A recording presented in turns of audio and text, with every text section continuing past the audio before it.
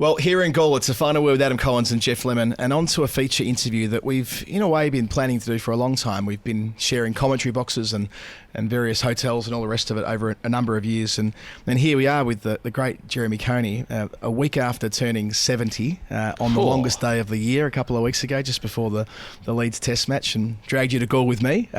Thanks for joining us on the show, and glad to see you're still a globetrotter into your 8th decade. That's right. I know a lot of people at 70. Actually, my daughter said it to me. She said, I know a lot of people at 70 that stay at home. He said, it's very different for you. You seem to be going to more and more places. And I think probably, when I thought about that after, it's probably a better way. I mean, mind you, I've had a life of travel, of being with people, and I almost, after a couple of weeks, I need a fix. I should be on a plane. Where's my pass? One of those sorts of things. But so it's nice to be. I mean, I toured Sri Lanka 1.5 times really. I always liked Sri Lanka. I thought they were similar kind of in a way to New Zealand, in the sense that they're generous. I always found them delightful people to chat to and so on. So, and I'm finding that at the hostel I'm staying at as well. I have a natural affinity with them, and they like hearing my stories. They're obviously very polite, So, yeah, I mean, it was Sri Lanka, the tours and I don't know whether you want to hear about these sort of things, but I mean, the Sri Lankan tour, they were just starting on their little journey in international cricket, but they had some very good, sort of semi-experienced players, and the Wetamuni brothers opened the batting. Then they had a guy called Roy Dias, and then Ranjan Madagale. I don't know whether you've heard of these names, but they could bat, these guys. Then they had Mendes. There's always a Mendes in the team, and and then of course Arjuna was there, obviously as a bit of a hero. And then their bowlers, they didn't have spinners. It was quite weird when we played them. They had more seamers, Vinodan John, the Tamil, and some of Ratnayaka and people like that. So the first test we played at Kandy. This is sounding like a big story now. We went up to Asgiria. And it was rained out. I mean, that was the swamp, it was the fen country out there at fine leg. And all the little ladies with their Nissan T-shirts on, just getting the kitchen cloth, the XLO, and then into the bucket and that. So it was making no difference whatsoever. And they had a helicopter hovering as well, but it was out, it was gone. And then the crowd came over. They were not happy to lose a day's play. They had paid their tickets, and there was sort of moaning and guttural sort of noises as they made their way across, the ground, until it was announced that their tickets could be used the next day. And all I remember, Asgiria, I remember the next day when we did play these high kind of terraced areas outside the ground, well populated of course. They were like military generals watching what was going on in the battle, from outside and quite safe. But they all had these orange kind of clothes on, you could see bright orange, brilliant orange, much better than the middle light of the traffic lights. And then these black umbrellas over the top, to keep the sun at bay, and all the Buddhist priests, of course, and it just seemed a fantastic place to play. We won that game. They lost badly. Jeff Howarth left them about 260 in the last afternoon off about 60 overs and paddles. Richard Hadley just bowled them out, and Bock as well, and they were all out within 28 overs, something like that. And so the crowd then turned nasty again. And we had actually, it's the only time I've ever had to lock myself in the changing room. And as they threw, chairs, and they lit fires, and the Sri Lankans left and didn't even stay overnight. They went down to Colombo straight away. We stayed in, and a guy came up. He was our bus conductor in the end, and he was sort of stripping his his rifle and doing all sorts of things, and he had us doing little military exercises with our bats, and and Heineken's at the ready, fellas, So Wow. yeah, it was like quite the Cleveland Indians, yeah, the so riot it was in '76. But they were just on that sort of that little journey, starting and getting better, and it took them a lot less than it did New Zealand. We took 26 years to get our first Test victory. They were much quicker than that. There was they a had lot their of World Cup by that time. Of course. And speaking of the World Cup, they were having a reunion of sorts last week on day one of the first Test match, and Arjuna Ranatunga and Aravinda De Silva both came up to you at lunch break. And, yeah. And there was obviously a real warmth between you and yeah. those two gentlemen. But it seems like watching you, observing you in the work we do these days, you've got really strong relationships around the world with former opponents. I guess that was the way that cricket was.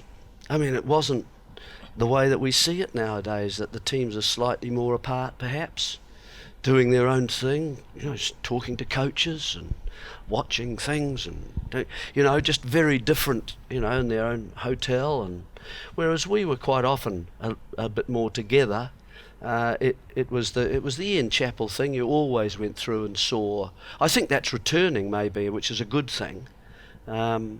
And the fact that the IPL is that players are now mixing from different sides and so on, that will be a good thing as well. But yeah, we were very kind of together as sides, really, as we travelled round, and you got to know people very well.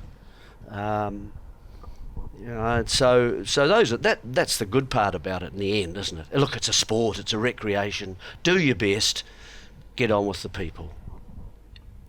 When you were growing up in Wellington, did you look out at the world and think, I want to get out there, I want to be amongst it? Did you have that travel interest early, or was Wellington your world at that point? Wellington was the world. I was a bit apprehensive as a little skinny kid from Nio, and sort of a soul child, really. I had two older brothers, but they were 7 years older, and they were twins. Right. So it was a natural kind of separation, if you like. Also being twins, they were together. Sure. And so, yeah, I felt as if I was kind of raised alone. But we were quite a competitive little family. Dad bought a place with a tennis court, which was the prize. He got the first prize, and he got the tennis court. And so there was a homemade background for us to enjoy doing things that we liked doing. And I mean, Thursdays was always a rugby match. Okay. I mean, I stepped out of Mum's womb onto dry land, basically wanting to be an All Black. I mean, every boy, when I was born, wanted to wear black. Shorts and shirts and so on, and to be obsessed by rugby in New Zealand was wholesome in those days. And so, yeah, every Thursday we'd get a few ring-ins, from places around in the neighbourhood, and whoever was passing by, and we might get 10 together. There were 5 of us, and so Dad was high up in the Reserve Bank of New Zealand, a sort of number 2 he was an economics fella, and so he tended to look at every sport as having just a little model with inputs and outputs, and you can manage resources and do those kinds of things. That's how he saw those things. Moneyball before and Moneyball. Yet so he brought an intellectual rigour to sport. Talked a good game. Always, when we were playing our rugby matches, always just on the margin of the contact zone, and then my brothers, as I've mentioned, who were wretched and violent, and I had to get on with them. They were bigger and older and faster, and who knows when you might need a new kidney, but. Mum was good. Mum was a good player in the tight, and quite often a surprised face would appear, and it was a 30-year-old from down the road, and she'd just rip the ball off him in a maul. I remember once we thought she'd got mild concussion. She took a few knocks. Yeah. You got mild concussion. We had to move her from tight head prop to loose head, and we ruined our ball. Anyway, and then we, and then of course the cricket. on that area. That was a major part of my upbringing, really. That was the tennis court. It was a multi-sport arena. Absolutely, the tennis court. Absolutely. Right. You told us a story before on broadcast about having played in your garden and having a next door neighbour who you were dreadfully frightened of, where the ball would go in Mr. there. Willoughby. Mr. Willoughby. Herb Willoughby. And was Herb Willoughby there when your older brother Chris, who also played first-class cricket and went through the system, and you kind of followed him a decade later? Yeah. Was that still with the older brothers, or is this at the point where it's maybe you and your mum and dad and the next door neighbour watching on closely by? Well, Mr. Willoughby was the frightening neighbour. Just one, number 25. We were 27, and then 29. Mr. Bruce, brilliant guy, Catholic, and big shorts, huge fella, running in and had trouble breathing, and that's because he didn't do much exercise, and he'd steam in like the Kingston Flyer, to bowl underarm to you and that sort of thing. He was a good sportsman, but we loved having him there. So we had a really good neighbour on this side that we got on with, and one that we were always slightly frightened of on the other side. Yeah, so if you hit the ball over into his territory, he kept it. Right. And so it might be given back maybe as a present at Christmas time to the family, and there'll be about 43 balls or whatever in the box. I wonder if it affected the way that you played. There was a great book written about you kept it on the ground by Steve Coney, who talked about how the configuration of backyards affected the way the professionals turned out. Do you think there's something in that with your game? Quite right, totally. You kept it on the ground, on the offside. You can get anything you like back from there. You go over and have a smoothie or whatever over at Mrs. Bett and Mr. Bruce's place. So that was cool. You did though, and then occasionally he'd come and we'd play backyard cricket, on the grass at his place, and always half outs. Of course, bounce once. If it was caught and trapped in the hedge, it was always a danger. Always, or a passing dog, even worse, because they were so quick. They just nailed the half out. 2 little half outs and you tamely surrendered your innings, so it wasn't a great thing to do. But however, but that was actually, when I think about it now, and I was a bit apprehensive about the world, I've got to say, to go back to your question. I was tall, of course. I saw a picture of myself years ago in Primer 1. I was always at the back, so the height, they seem to do that with the height. And I was always in the middle. And I was bloody wearing a tie, and I was in Primer 1. So I was 5 at this stage, going to school with a tie on. It seemed absolutely absurd to me. I was the only one wearing a tie. Your dad's influence, maybe? I didn't hear, maybe. He thought I was going to be central banker. I don't know. But, so, I stood out for a start just because of my height and that sort of thing, and I was picked on a wee bit and so on. So what cricket did, I think, for me is it enabled me to feel a bit better about myself. I could bring mates around and we could have a friendship together on the tennis court and play the game together and have our rules that we had together and made up. So that was a very much an important area in my upbringing, really. And if I was on my own, then it was Mum had to make a sacrifice with stockings. So I just pop the ball in and tie it to the line, as every boy has kind of done, and play from there. You're giving it the Don Bradman with the stump, of course. So how does it go from rugby to cricket? How does the obsession change? Well, the obsession changed when I played my last game of footy. For Onslow College, and we were playing a brutal away match against Tawa or someone like that. And I remember the coach coming over to me as I lay on the stretcher, and he said, "Jeremy." "Yes, sir." I sort of mumbled through swollen lips. He said, "Look, do you still want to run out onto Athletic Park," which was where the All Blacks played in Wellington, dressed all in black and in front of a capacity crowd and your chest bursting with pride? "Oh, yes, sir," I said. Yeah. He said, "Son, you listen to this." He said, "You chuck in rugby and join the St John's Ambulance Brigade." And and I thought about that, And I thought there must be a message in there somewhere for me. And so I did give it away at that point. And I did look around too. Well, I could have played tennis. We had the court and that sort of thing, but it kind of didn't grab me as much as cricket happened to do. And I mean, there was always that thought of going away. Coming back to your question, maybe if I was any good at it, I might have to go to Australia, I might have to go to Spain. These things were frightening things for a young kid. So, and it cost usually quite a lot to get courts and a coach, and everyone seemed to have coaches. Now all that coaching together, those mass coaching situations. So I wasn't fond of that. I liked to be doing my own thing a bit. So not tennis, and so then cricket came along, and really cricket, I had to overcome a few obstacles. I mean, there were no sort of random acts of violence in cricket. Where was the mud? Where was the mud in cricket? The fripperies of a pitch, and looking after it and so on. Who wanted to wear long white trousers all day on a Saturday? Well, not me. Paisley was in when I was that sort of age, and shorts. So if you're a kid, all that you always sort of want stuff. to be wearing shorts. So all that stuff, and I started, and honestly, within about 3 or 4 months, it had me by the throat. The game. I'd given away my crystal set. Or I traded it for my first pair of batting gloves.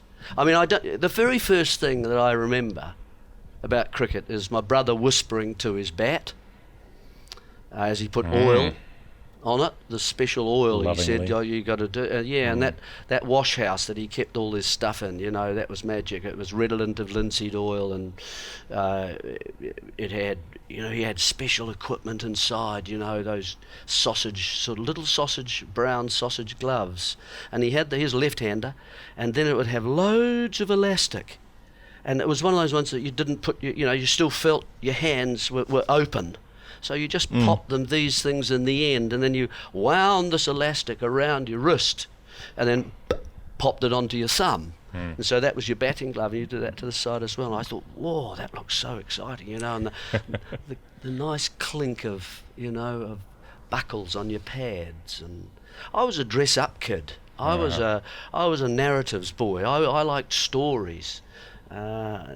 Being told stories by my mum. Maybe that's a Danish thing, because my nana used to come and tell wonderful stories about eagles that I loved. My eyes, like, what next, Nan? And so that's the sort of kid I was, a bit sensitive, and come on, get into it, son. And so cricket showed me those things as well as I got along, and anyway, sorry, carry on. No, not at all. I've drifted off. As we're encouraging you to do. Nice hearing you drift. I know you've got the Danish heritage. I was going to bring that up as well, but you end up sort of playing at a decent standard pretty quickly. I mentioned your brother Chris before, but he went through the system, you go through the system, and you reached the peak of your powers, or at least reached the national team quite early. I mean, you're a 20-year-old playing Test cricket against Ian Chappell's Australians in 1974. I mean, that's a pretty quick rise. You don't often see boys become men like that and become Test cricketers by that age. How did it happen for you so quickly? And your memories of that experience against Chappell's memories Australians? of that experience was being selected quite early on in teams, getting lots of runs, not finding it overly difficult. Right. So it was kind of a natural thing going on here. Yeah. Well, my whole childhood was really either getting people around and forming friendships around because of cricket, or because they weren't coming and I was either hitting that, with in the stocking, or out on throwing the ball against the wall and hitting catches, high catches, little slip ones off here and there. So just training myself really to do things. And then playing Saturday mornings, which I couldn't wait for. There's nothing worse than hearing rain on the roof, on a Friday night as a kid. And then you realise, oh no, it's only leaves. It's only leaves falling in the wind. But then that was marvellous. The first team I made was the Leftovers. Great, good, well done, Jeremy. First team arrived up at Onslow Club. I only played for one club. I was a very sort of You know, sticker. So people say loyalty now, but I fancy being selected in the leftovers. But you sort of last night's stuff you didn't want to eat. Well, they have the nondescripts down the road in Colombo. Yeah. So. Hidden in the back of the fridge there, covered with a pot lid. You know, that's really not a good start, as it only had to go up. But I got into teams pretty quickly, primary school teams, and travelling to Auckland to play, tournaments up there. That's where I broke my 4 teeth here, these 2 at the front and 2 at the back, as a keeper went across and just gave him a nipper, and I was first slip coming this way. Oof. Got the ball in there. So... and then of getting, we had at that stage under 20, which was called Braben Tournament, and I was in that very young. And then Rothmans, see the effect of all those sponsors, don't you? Under 23, and playing when I was maybe 16 at that tournament, and getting selected for the New Zealand Rothies at 16. And so I'd kind of worked my way up, and then was playing quite early, playing for Wellington. And did okay. Had to change slightly from being aggressive to fitting in with the team, and talking to Artie Dick, who was a lovely fella, a selector for Wellington, played for New Zealand in 60s as a keeper, and just learning to be part of a team, which I hadn't really done that very much at that stage. I just looked after myself. Mm. And you have that early stretch in the Test team. You play 4 tests there. 46 on debut, not too much after that, and you get dropped. And there's a lot going on in your life around that point. You become a dad at 20. And that's why the gap is. And you'll find a gap there. Yeah. And you've through your life had this, you talked about the fondness for storytelling, the sort of cosplay element of cricket, the dressing up, the later theatre things you get involved with. You're also becoming a music teacher around this time. So there are a lot of different strands in your life at a very young age. Yeah, competing strands. And I did like all those things very much. They drove me along, as well as sport, parallel, I think. And... every Saturday night it was roll the carpet back with Mum and Dad, and dancing around the living room, that sort of thing, playing the piano, old songs. I was in choirs. Loved all that. Just loved, and that's that team thing again. I mean, they're just different teams, really, doing different things, and so. And the whole family in the choir. Dad would be swinging on the bell rope because he couldn't see. He could whistle nicely, but he wasn't allowed to sing. A thin, reedy tenor. And then all the rest of us, the other 4 of us in the choir, Chris couldn't read music, but he'd just sing another part. Mm-hmm. So we had sort of 4 or 5 parts, 6 parts, sometimes. See the old organist looking around, what in the hell's going on over there? But in tune. And so we sang naturally in harmony together. And you still do that, don't you? I've noticed when you're singing that you like to take the harmony piece. Yeah, always. I just naturally do that. You gravitate towards... Yeah, I do. More expressive, is it? Yeah. Well, I think it's just nice to hear a note in your mind. You can see where the melody's going, and you can add it in. But I mean, I'd taken music, I had a music degree and so on. So I kind of know how music works a bit, and just have loved expressing myself in that way. So it's the same thing, isn't it? Absolutely. How you want to express yourself. I've always made that argument that art and sport are just different iterations of the same thing. Absolutely. The desire to express yourself and the desire to refine your skill at something and show people. Yeah. You can't look at a ballerina and say that they're not an athlete because they're the same. You hear people on the commentary. Some people use words brilliantly. They just put them together in a nice way. Lovely little phrases. Look at old Dan Norcross, the way he kind of does that sort of stuff, And it's a lovely skill to have. And so, they are. I agree with you. There are lots of different components in the arts that actually, there's a melding that goes on, I think. It's the raising of human expression to the highest possible level. It is. Anyway, my word, we're going on here, folks. Get ready for it. Yeah.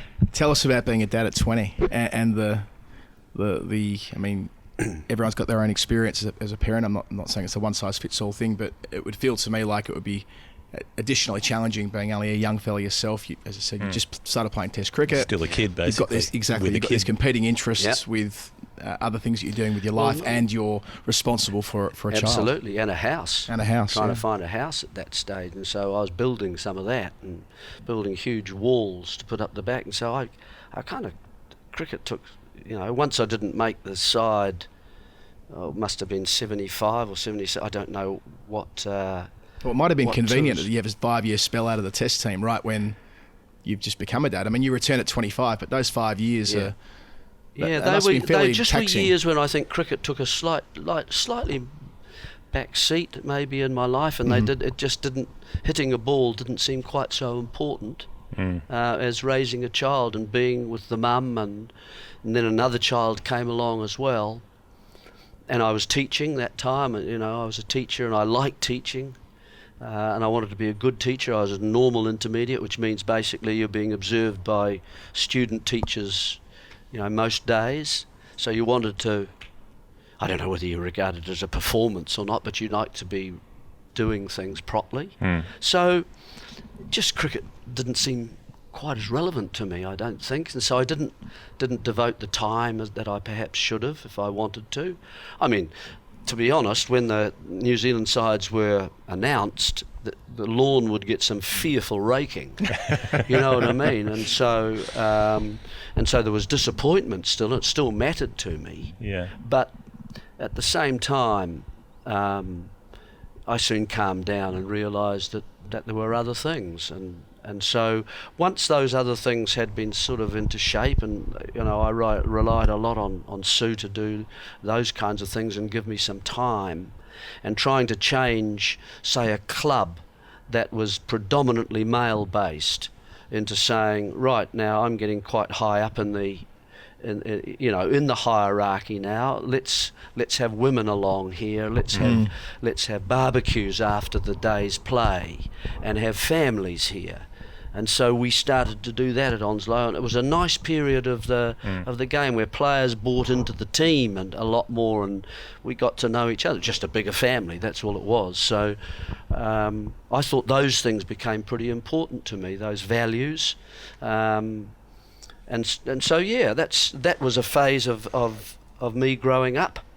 And I sort of, when Pakistan came in 78 and we were playing out the Hutt Valley, I managed to get a few wickets and I managed to get a few runs, but that wasn't the main reason. The main reason was that Bevan Congdon retired.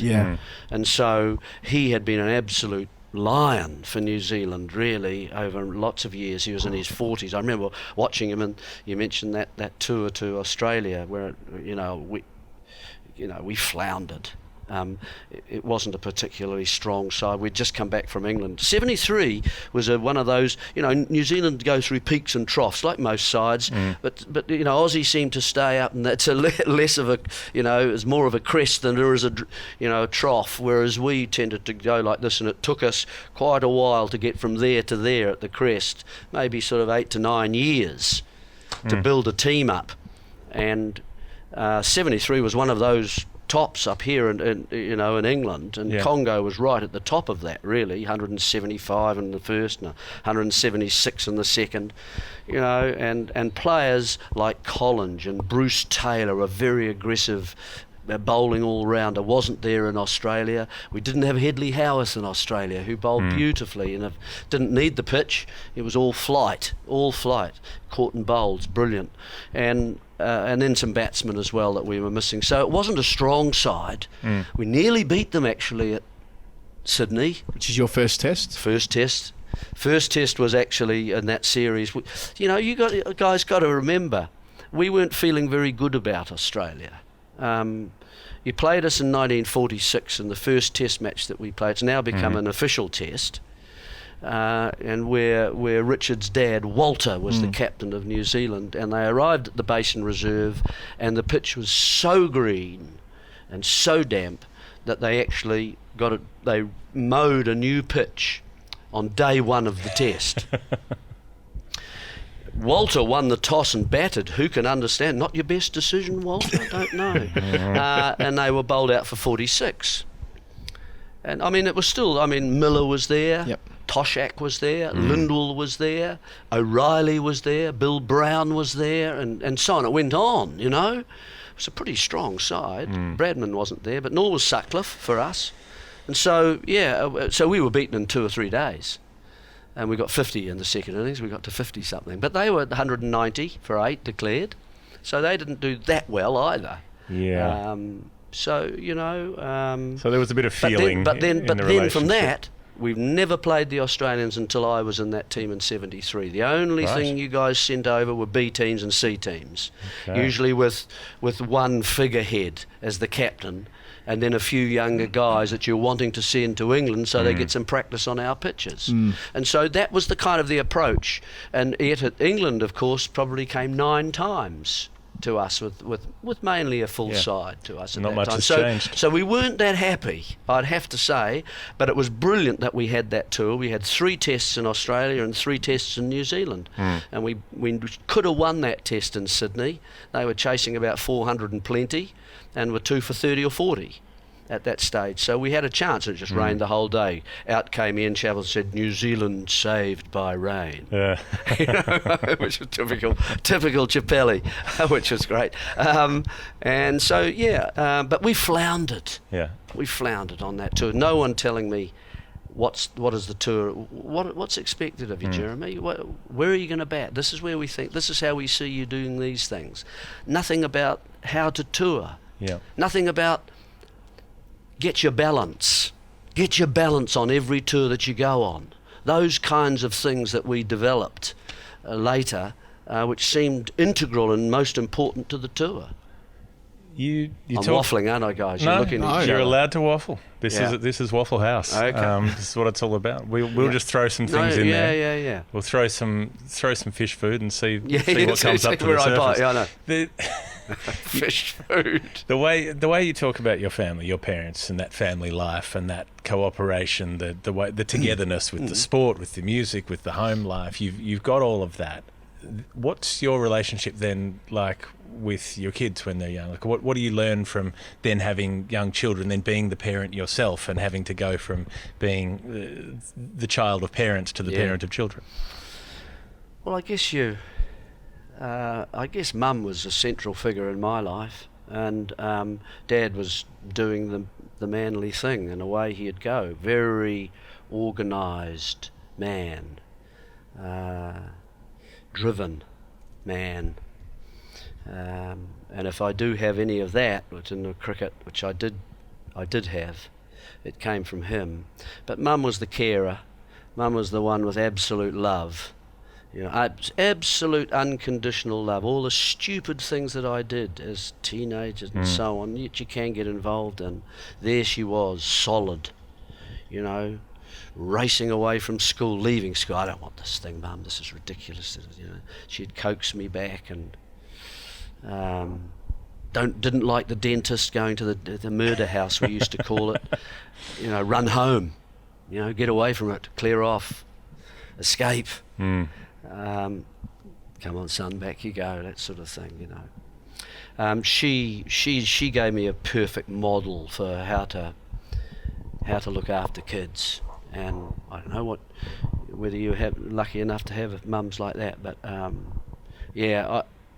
just great. And so I used that model that I had, and I think you tend to do that as young parents yourself, don't you? You're suddenly thrust into this thing. You've got this little kiddie in your arms that you've made. What the hell am I going to do with this? And you find your way. You find out. You make little mistakes along the way, but the overriding thing is this love that you have for the child, and then you get a second child come along and you think, I can never love this child as much as I loved the first child. Well, you do, and they're entirely different. Entirely different. And yet you find it's in your heart and it's part of you, and you find out what it is. And so I was always a parent that wanted to engage with the kids. So if it meant, you know, swinging them around here, and I was more of a physical sort of presence with the kids, so we would be doing rides in the wheelbarrow around here and there. We'd be making little mud pies to go here and there, and so it's get your hands in and do things. help them eat, show them how to eat, and all that sort of stuff, and be understanding. They're going to make mistakes. Live with them, just live with them, and the kids were fantastic. They've been great kids, supportive the whole way. They give it back, you earn it in spades. It must have been lovely when you come back to playing for New Zealand when they're just a fraction older. Yeah. They're kind of part of the experience with you. When you return, late 70s, do well against Pakistan initially, do well in the World Cup where New Zealand make the semi-finals in 1979. You have that extraordinary win against the West Indies in 79-80, which no one really expected. That's your reintegration to the team, and you've kind of got that experience of doing it with your family there. There must be some really precious memories of that. Oh, yeah. The families at that stage, New Zealand cricket is still kind of a cottage industry.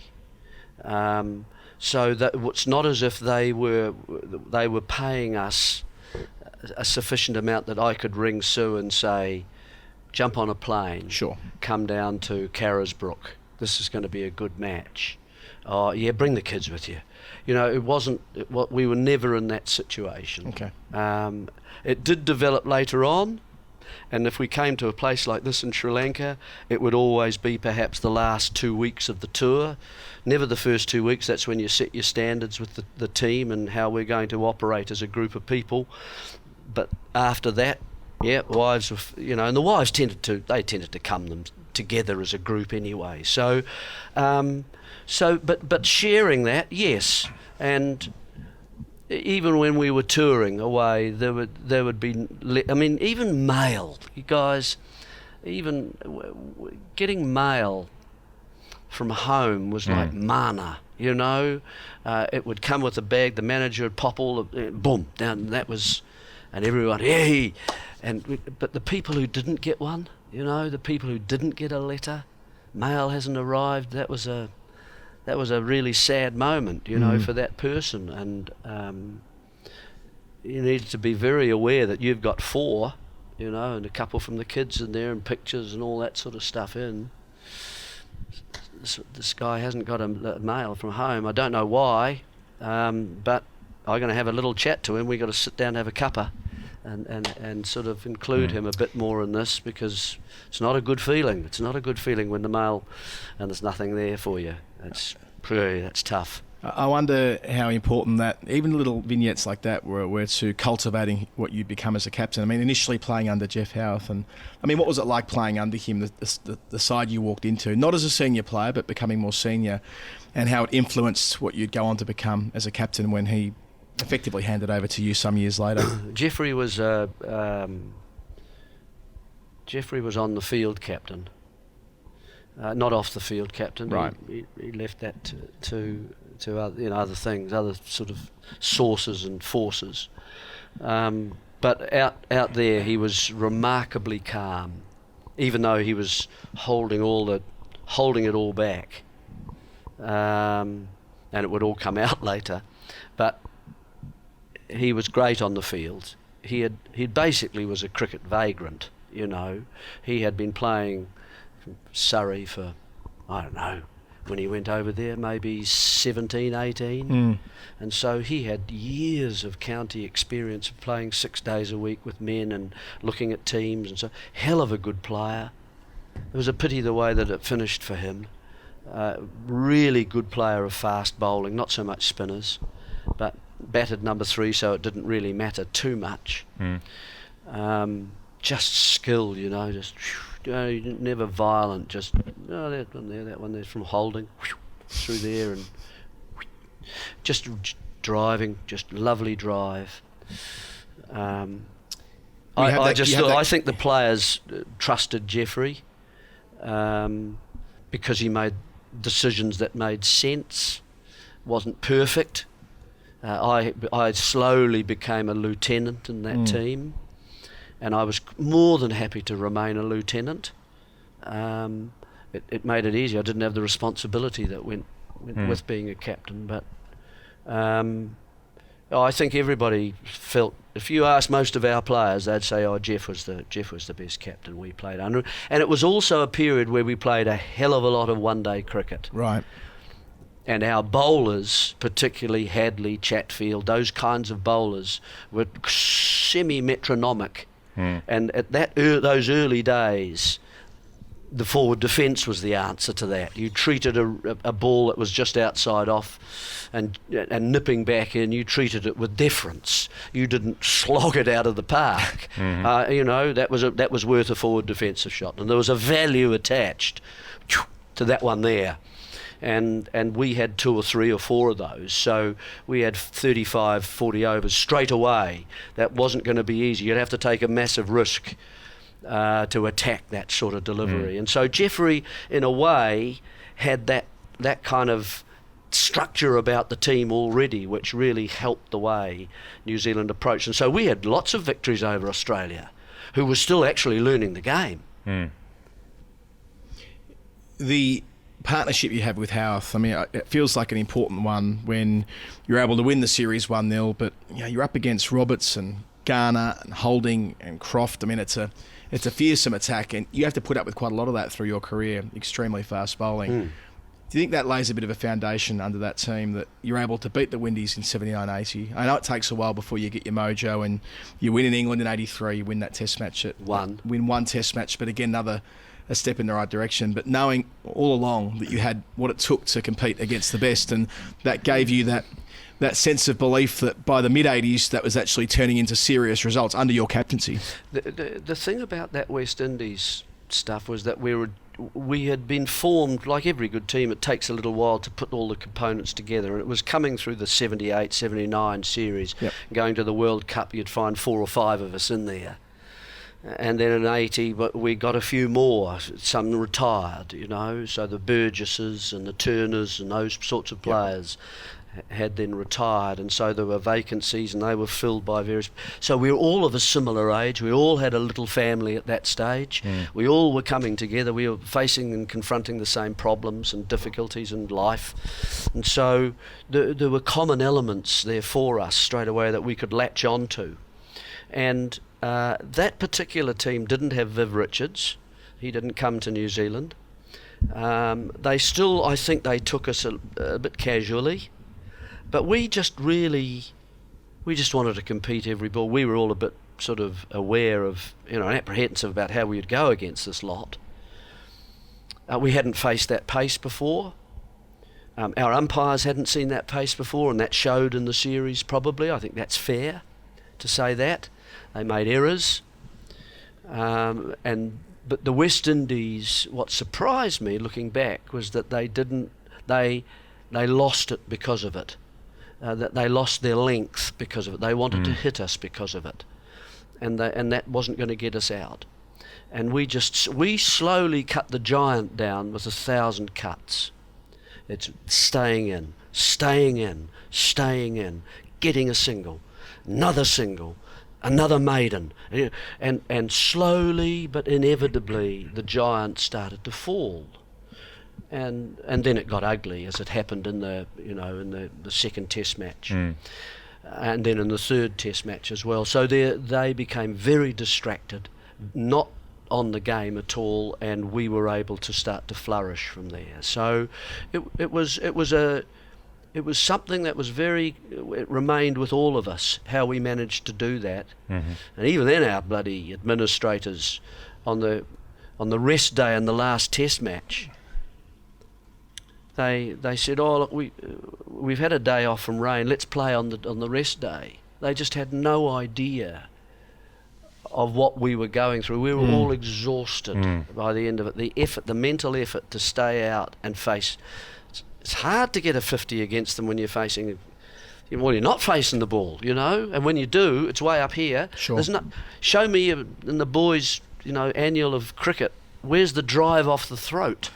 But that's really how do you score? Yeah. And that's at the heart of when you played a team like the West Indies. How do you score?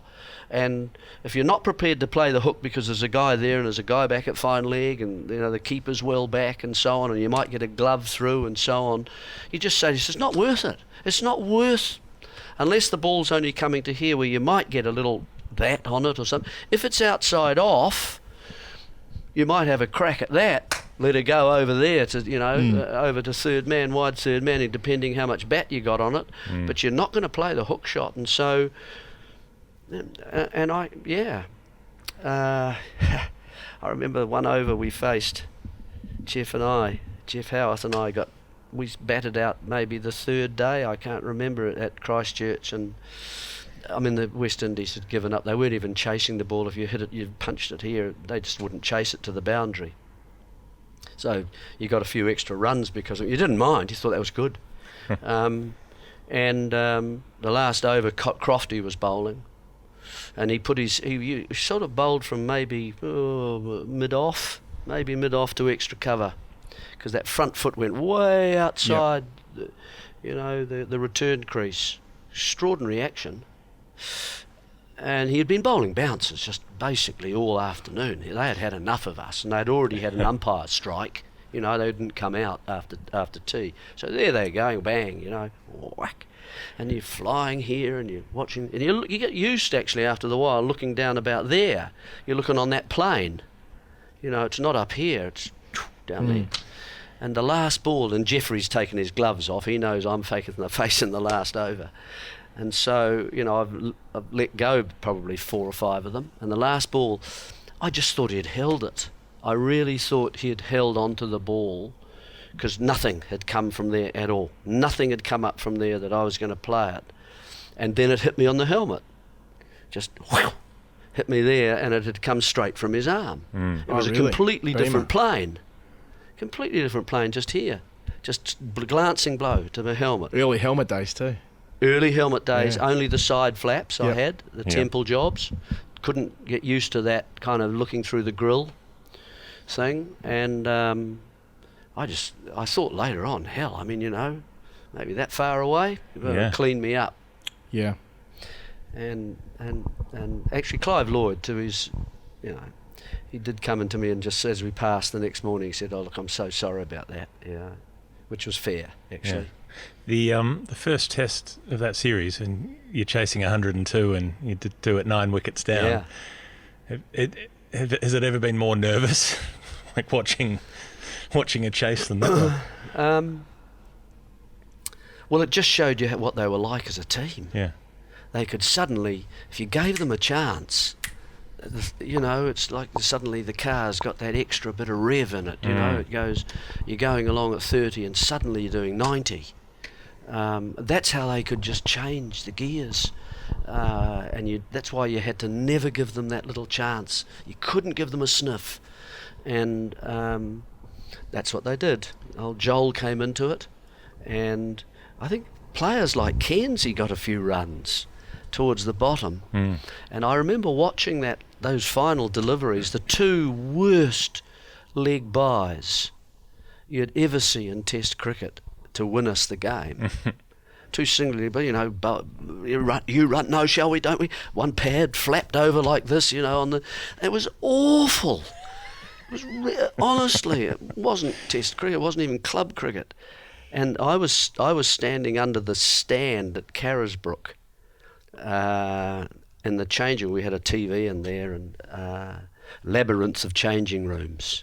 And you always knew when the OCA had a good year, they renewed the sawdust under the stand, and there's in the rugby, the scrum machine is there as you go out to bat, and there's Jez Muller, he was a prop for the All Blacks, jock strap hanging on the scrum machine, and it should have been taken to the vet and put down, and it was and I'm standing beside our lovely guy Frank Cameron, who was the selector and also he's the manager of the team, and he just lived for the game. He was a teacher himself. Always had the cricket on while he was teaching geography or whatever, and he'd get his hat and he'd say he'd come into the team at lunch or something like that. "Oh boys, that was a hard session. That was tough," and he'd be wiping his hands and sweaty and so on. He just lived for the game, And so he was standing there and saying, "We just need a single here, Jeremy," and when we got the run, he leapt up in the air. It's like a pogo stick. and he just leapt up and he hit those collar ties which were going across the changing rooms, between the two rafters, holding it together, and he split his head right across here. So at least he had the handkerchief, so you could dab it down, and that sort of thing. But we were actually lucky to win that game in the end. They came right back and they had some big LBW shouts, and Wally Lees was hit on his toes, and he sort of limped off LBW, and we were, as I say, lucky to win that one. The next two we had a much bigger part to play in, and the West Indies, they were met by the Calypso, and it wasn't good, Mr. Goodall, you're breaking my heart, and singing Calypso songs to them and those sort of things on the radio and at the ground. So, yeah, it's amazing what cricket brings up, fellas. Got away with a bit more back then. There's what's known as the Goodwill Tour after the underarm incident. You don't play in that game, but 81-82, Australia come out. You're facing Tomo. Lucky you had the helmets in place by then. Probably in a way lucky you didn't face him in 1974 on that. Absolutely on that lucky. First trip, because Tomo wasn't around until later in 74. But you draw the series 1-1 against Australia. Again, talking about sort of belief in what might be possible. That's in 81-82 in New Zealand. Yep. Yeah. Yep. So I again, vaguely remember that. Yeah. On the way to 83, I'm getting to 83 where you've got these little landmark moments along the way. Howth's still captain, but it feels to me, going through it, a big turning point in New Zealand cricket history is winning that Test match at Leeds in 1983. You play a big role in picking up 4 wickets. 4 of your 27 Test wickets come in that win. But Lamb and Botham in the second innings, I think you bowled Lamb, didn't you? I did. And then Botham at the peak of his powers shortly thereafter. The best thing about that was the stump came out of the ground. I can't believe it. I got to the groundsman to sort of water it, fairly heavily the night before. And then speaking of Botham, just to end that point, you hit him for an emphatic boundary to win the Test match. You climb into a pull shot, pull him away, you guys win comfortably in the end. But that's the first time. You talk about the sort of disrespect that Australian cricket had for New Zealand. I'm not saying that it was the same with England, but it took you a long time to win over there. And once you've done it once, you've got a bit of a taste for it. Oh, absolutely. Absolutely. That was an interesting Test match too, of course, the ground was so different then.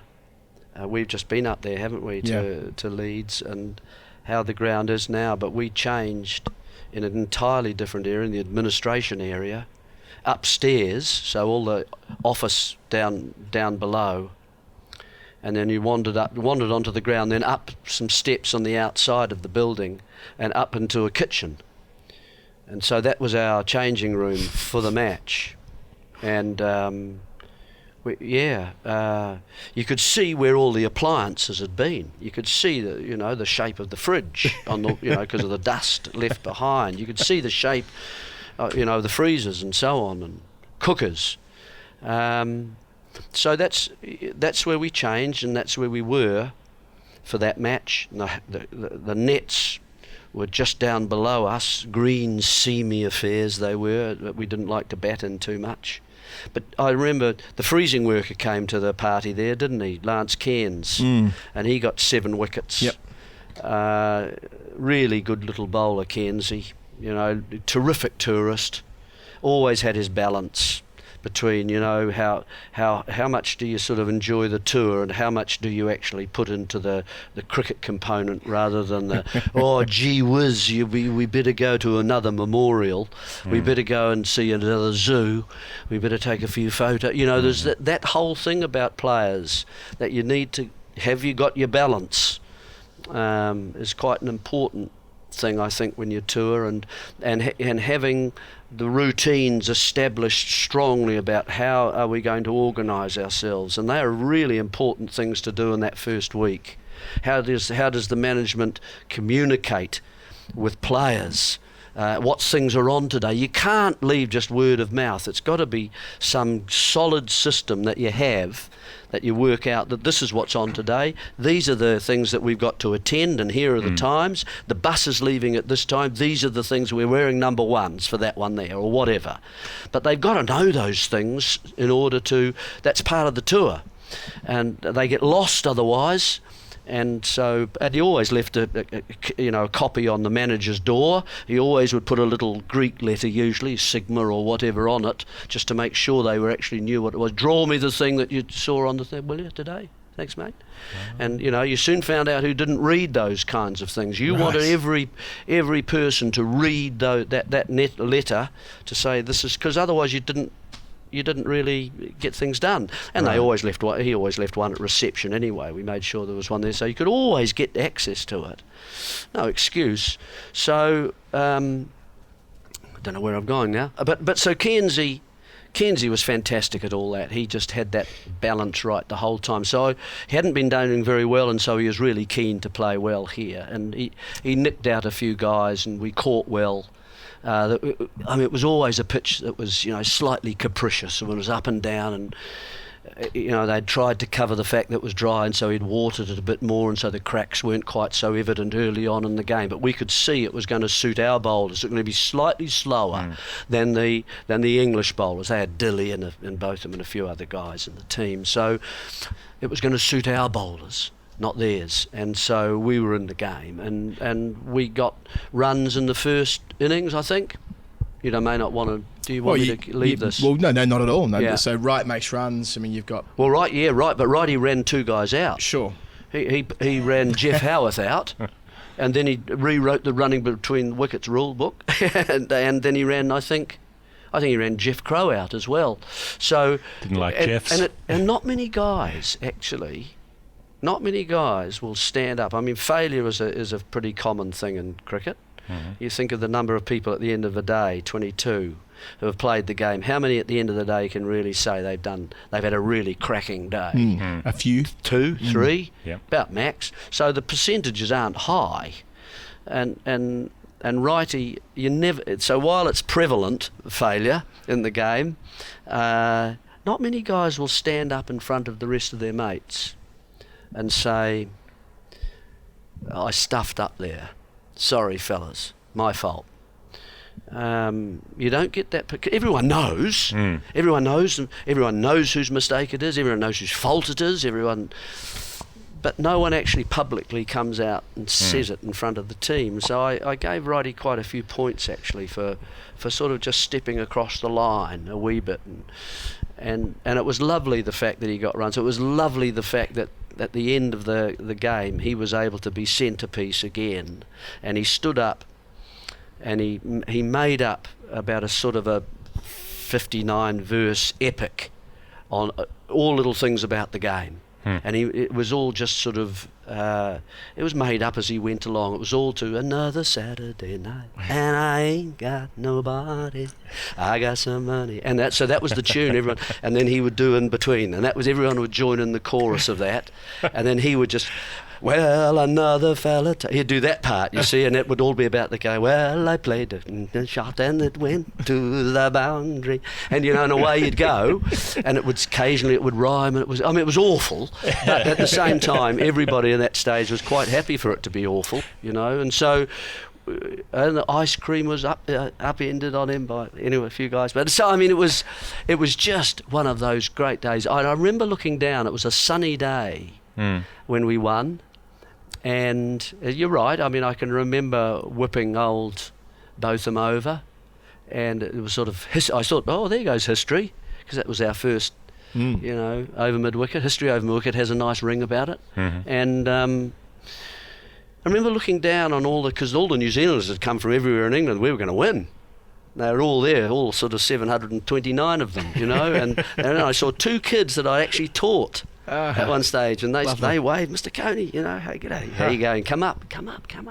So they all came, 729 of them came up into our changing room. Into the kitchen. Into the kitchen, and and we were all singing Pakari Kari Ana and all that. I mean, it's nice when you get those times together. But I mean, that was a big moment. Feels like a big moment for you personally as well. I mean, I mentioned the wickets, mentioned the runs, but you finally, in your next series, when you're back home in 83, 84, get through and make your first Test century and make it a big one as well, 174. And I mean, the fact that you'd been... That was a saving job, wasn't it? Yep, save a Test match against England to start the series there. Bat for nearly 500 minutes to do so. But the fact that it had been... I know you'd been out of the team for a chunk of this, but 9 years since your Test debut, you finally reached three figures. Again, speaking of turning points, I mean, you're recognised as one of the Wisden 5 cricketers of the year that year for what you achieved in England. And your own career is now coming to the fore. Yeah, well... Those, of course, other people deciding those things. I was playing a little better, perhaps, and I mean, it was a pretty flat track. I mean, I have to keep saying, that's the Coney way. But talk yourself down? Yeah. And it is frustrating because it's a kind of a New Zealand thing, actually. Maybe. And we kind of like that equality, that's that one class. Can't stand showboaters. Well, not so much, not so much. But yeah, of course, it was a pleasing thing, and it was a pleasing thing that Dad was. I remember my daughter saying, "Oh, you should have seen Fuppy. He'd been watching and that sort of thing, and you watching. None of us had moved in the house. It was a little house that I'd built for the family and that, and he'd come up from Blenheim up to watch, and he didn't move and that." She said, and then he stood up. He said, and there was big sweat lines right around here when I finally got there. So riding that was every nice. ball. That was nice. Yeah, well, we hung on that Test. I just always thought part of becoming a good team, I think, is you need to know how not to lose. Yep. It's a very important part that you don't get out in 20 odd overs, if you know what I mean. Is that you do put up a good showing, and that you do keep developing as a group of players and people, because that's in the end. I mean, that's what it is. It's just a group doing the best they can together, and they should take pleasure from that. The best times, I would be sitting around in a little room as we're in here now, except they're all full of cricketers. We've all finished the day's play. There are a few beers coming in. There's a few little pies and so on. They've arrived, and we're sitting and we're arguing about how are we going to play that Jeffrey Van der Say tomorrow, who's bowling leg spinners, and he's turning it out. And down go the towels on the floor. They're the three. There's the middle stump. There's the off stump. There's the leg stump. Well, I'm going to put my leg here, and I'm going to try. No, what do you do that for, idiot? You get a top edge, And then other guys say, well, I'm just going to pad him away. If he's going to come around the wicket like that at me and hit bounce out there, I'm just going to pad him away like that. Put my hands up here, and I'm going to play French cricket. And what you find is then you start discovering the game. You start discovering the sorts of issues you are going to have to confront when you're out there, and you have to make a decision at some point about what am I going to do, and that's how we had to discover that stuff. These guys do it all the time now, and they are given information and they're assisted, and we didn't have any of that. We had to find those things out as we went along. In your dressing room, with your colleagues. And with your colleagues, in your undies, eating pies. Do you know what I mean? And they're nearly closing the ground. And we'd be in there till late. Those are the times that I remember as being meaningful. It's not raising the bat and that's to be really honest. Right. It's those points where you actually change as a cricketer and as a person, and not so much as a cricketer either. It's just that you find out ways for finding solutions to things, to problems. One on the field that I bet you do remember, Adam and I talked on the show a couple of months ago about you and Chatfield, and how he was hit in the head against England, nearly died on the field, and then coming back, terrible. It was 85, 86 I think, when you're playing Pakistan, and he comes out to join you with about 50 to get, and he's got to come out and face Wasim Akram bowling heat, and knocks off those last 50 runs, you make another 111 off 84 balls, if you don't mind. I don't No, mate, the last 84 balls they placed together, so they needed to knock off these runs, and the story, I think, really is that Chatfield managed to last for that long with Jeremy for the last week. Well, he actually faced more balls than I did. Yeah, I think in the partnership. In terms of the scorecard, it looks as though like you've come together and you've trusted him, one. And I mean, you were there when he got hit, of course. Did you carry the stretcher off when he got hit? No. No, it wasn't you, so, but you were... I was there. You were there and you'd seen him nearly pass away. And I could hear you could hear him choking. Yeah. And then to have him up against and to have all the English players kneeling around him, and then Peter Lever, halfway up the pitch on his knees. Just an awful...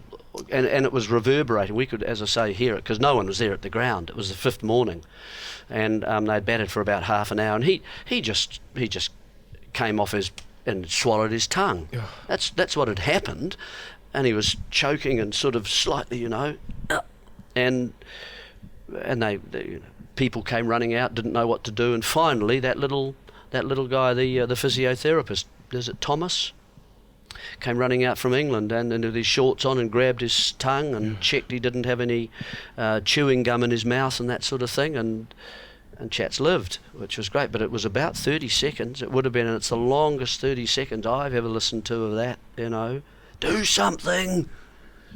So then you're out there with him in this test match that Jeff referred to before. I mean, it beggars belief that he would be able to walk out and do that against that kind of bowling attack. Well, I know it's the West Indies he faced too. Sure, absolutely, confronting demons and all the rest of it. But talk us through the type of conversations that the pair of you would have been having if you can put yourself back in that moment. Back in Dunedin, isn't it, in 1984, 85? 85, yeah, something like that. How are you stewarding him, knowing it's not just the cricket with him, it's the bigger picture for him at that point? Yeah, well, with difficulty. I'm sure. Is the answer. I've lived on a few public speeches on this one, I've got to say, Right. But because Chats is such an organised person, and he would be ready. That's the first thing. I mean, Cairns had just been hit. That was the other issue. Right, Cairns hadn't worn his helmet out. I don't know what he was thinking of, but he didn't wear his helmet out against Wasim Akram, and it took him about 8 balls to find the target. And Cairns is a big, solid fella, but he was hitting down, he went, Fractured skull. Poof, down he went, bleeding, and out came the stretcher, and he was taken off. And it's not much comfort, is it, when the guy's been carried off, the guy ahead of you has been carried off by a stretcher, and that you go to bat, and you're going out really to bat as Chats. In those days he might have had an average of 3, maybe 4. He's going in one place ahead of his own expectation, and yet one place lower puts him out of the game, So Chats was going to be ready. That's the first thing. And the guys told me, I asked them actually, what was Chats like? This was after we'd got the runs. What was it? How was he? What was he feeling like when he was waiting to bat? And Cairns has just been hit and that sort of thing. He said, "Oh, he had all his gear on." I said, "Of course he did," and he paying frequent visits to the back of the pavilion. Well, of course he was, I said, and we've all had that moment of liquefying panic. And then he basically, they all said, I reckon he started putting his gloves on the wrong hands. And that meant the door of the pavilion, if you think of it, became one of his main batting problems in a way. You know what I mean? It's bloody hard. Get out. What's that thing hanging down there? The wrong hand. But he makes it out onto the ground anyway, and it wasn't a convincing performance because he got the bat actually half jammed. It was sort of not like that, but it was kind of like a bit like that, and it got jammed between the 2 gate posts. because he was kind of fumbling and trying to get the catch, and it sort of got like that, and he tried to walk through his bat a bit, and it fell down and it jerked over. Just there was something odd about how he entered the ground, and it wasn't a convincing performance. and I went over to him because I'd seen other batsmen do that, and I said, "G'day, how you going?" He looked at me dark, dark as the inside of a cabinet minister, and he said, "What guard should I take?" Mm-hmm. And I said, "Well, you can take centre today, centre, and you keep your feet there, you keep your feet on centre, and you play forward." Didn't say anything. Went off to his end. Took a lot of trouble about taking centre twice. And in a little bit of blood, actually. Oh, God. From Cairns. And he started. And he did come forward for a while, about first 4 or 5 overs. He got forward. I said, this guy will swing it back into you, chats, If you get forward and that sort of thing, it'll come back and meet your bat nicely, or it'll whistle outside. Don't worry about them shouting about it. And if he's got too straight, it'll miss your leg down there, or it'll take you on the pad. You'll be all right. You'll be okay. All right. He's not going to bowl too many bounces at you. They are very aware of it now that the Cairnsie's been hit and it's been going on. Fred Goodwill will not give you out. Mm-hmm. He doesn't like that Javid meandered. And so giving him a bit of confidence and talk to him about the way to play and how to approach facing. Is there any play you really would not like to? That Wasim Akram fella. Of course. Well, of course. We're all having trouble with that. So, we'll try and keep you away from him if I can. But let's be honest. We got 50 runs to get. And you can't stage manage 50 chats. I can stage manage 8 or 9, where I can try and do things for you. But I can't stage manage over. That's the way we're going at the moment at 2 and over. That might be over an hour. Mm-hmm. So we can't do that. You're going to have to do your bit. You got to face that. Do it. And you're not to call. That was another little bits of advice I thought that were important. You're not to call. We do not want a number 11 run out. Mm-hmm. With panic going on and him charging and then me going a little bit at him and run out, hopeless. And so I will do all the calling, but if you want to think there's a run, you just look up at me. Mm-hmm. You don't say yes or anything, look up at me.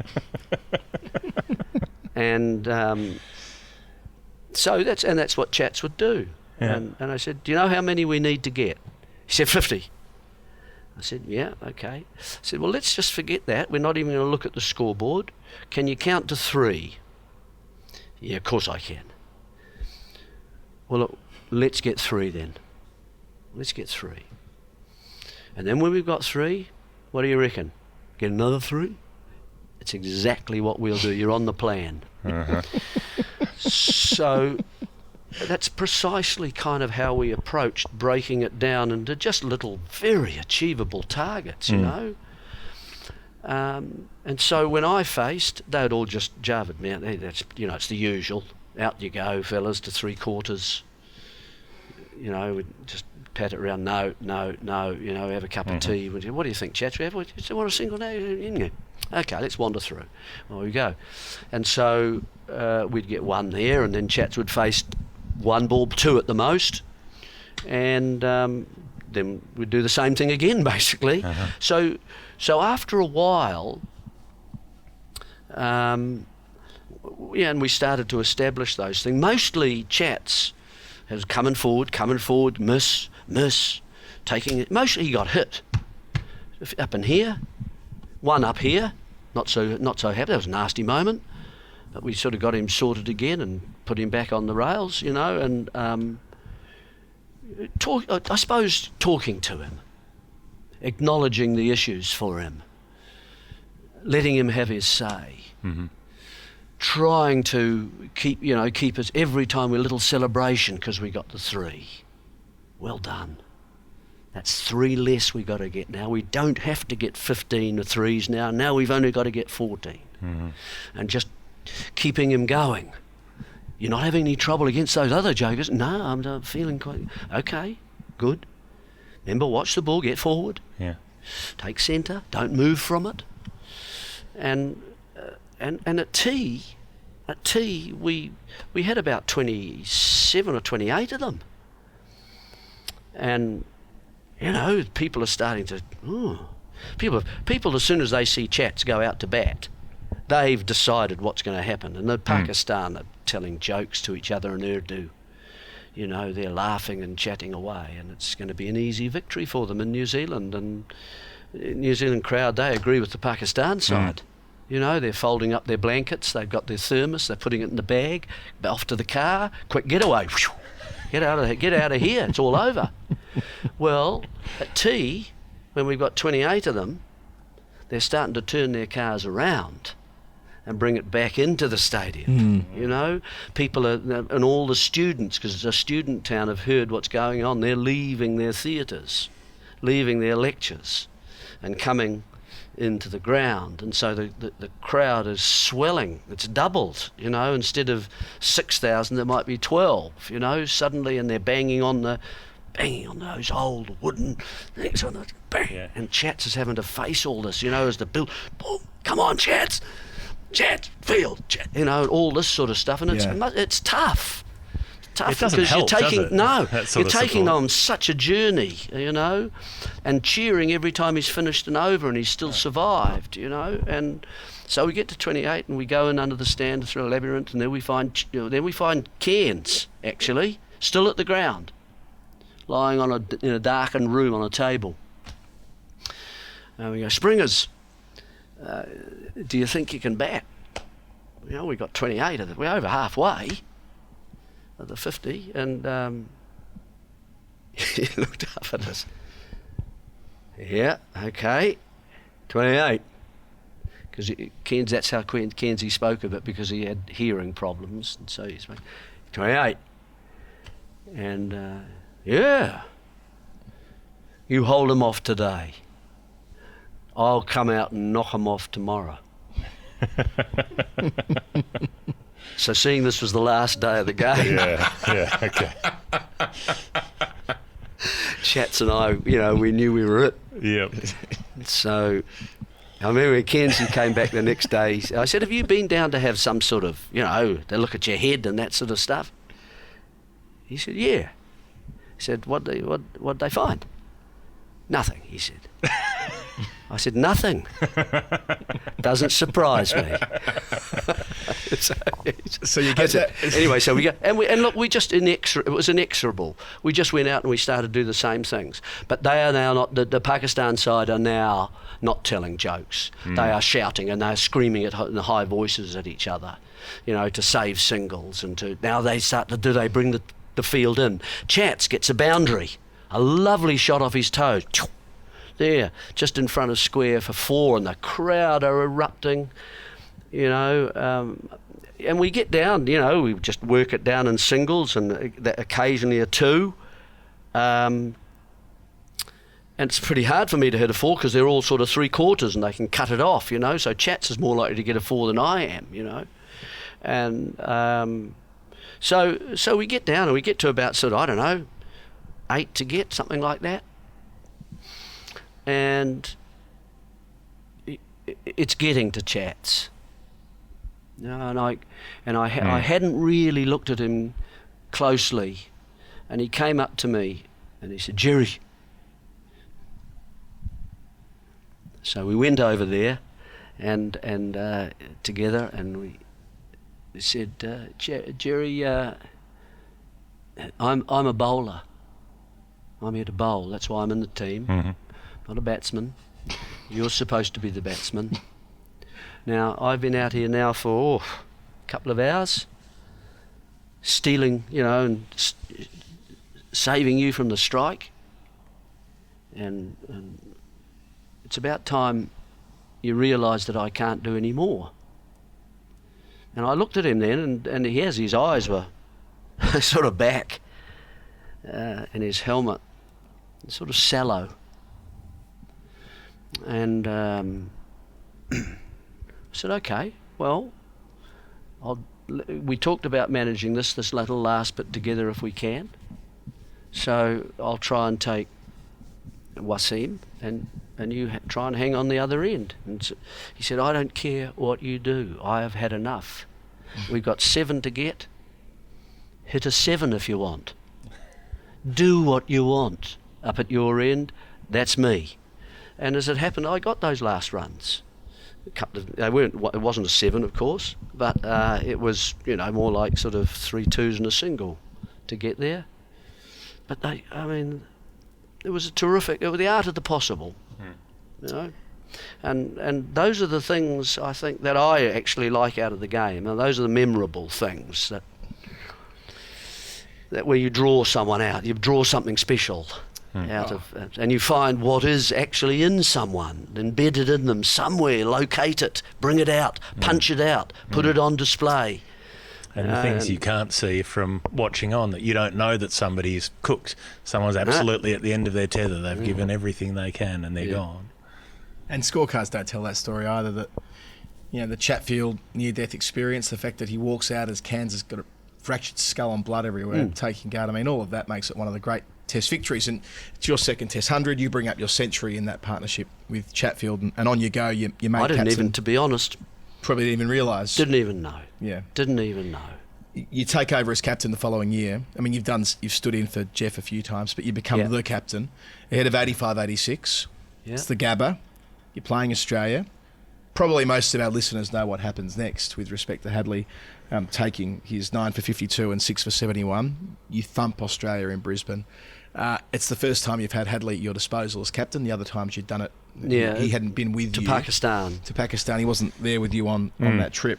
Yeah. But, you're away, aren't you? You have that sort of nerve-wracking decider in Perth. People forget that bit, I reckon. They know that New Zealand win in the Gabba. Win at the Gabba, but they don't realise that you had to hold your nerve in Perth in the third Test match. And Hadley does it again. You beat Big Brother, as they often call it in New Zealand, 2-1.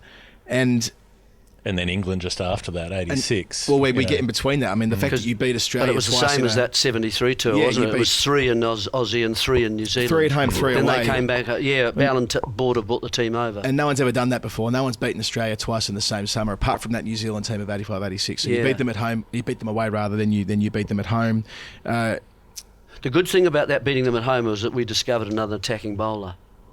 And we had John Bracewell finally. Yeah. Well, that magnificent Test match where Bracewell takes 6 in the second dig, bowl out Australia for 100 odd. That's right. And David Boone makes 58 of those, and somehow you still bowl them out for 100 odd, and Bracewell's the match winner to seal the series. And you've gone from, I sort of see it as a Windies, beat England in 83, you become captain, you beat Australia away and home in the space of 3 months. Yeah. This is an extraordinary rise from the team that you stepped into, the dressing room you stepped into in 1974 when you were really no chance of beating Australia. Now you were thumping Australia.